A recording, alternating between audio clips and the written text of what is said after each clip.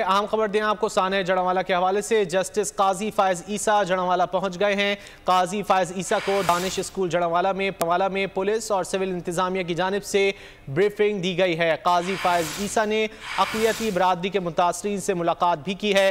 काजी फायज ईसा मुतासरा church और अक़लियती बस दौरा भी करेंगे। अहम खबर से आपको अपडेट कर रहे हैं जड़वाला साने के हवाले से। जस्टिस काजी फायज ईसा जड़वाला पहुंच गए हैं।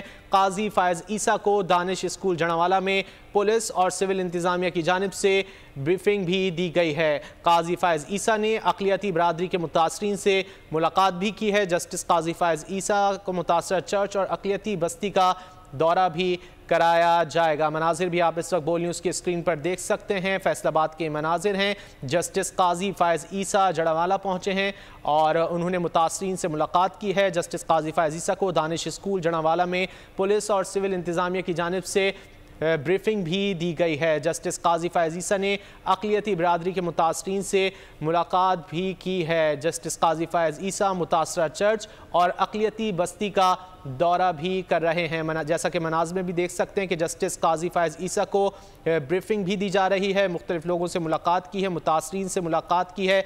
जस्टिस काजी फायज ईसा जड़वाला पहुँचे हैं। साने जड़वाला के बाद जस्टिस काजी फायज ईसा वहाँ का दौरा कर रहे हैं। जस्टिस काजी फायज ईसा को दानिश स्कूल जड़वाला में पुलिस और सिविल इंतजामिया की जानिब से ब्रीफिंग भी दी जा रही है।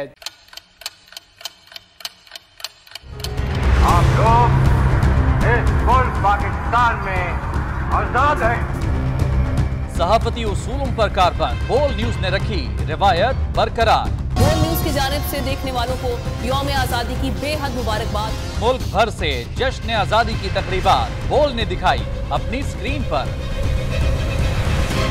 पाकिस्तान के 76वें यौम आजादी का जश्न बोल ने सुनाई पाकिस्तान जिंदाबाद के नारों की गूंज।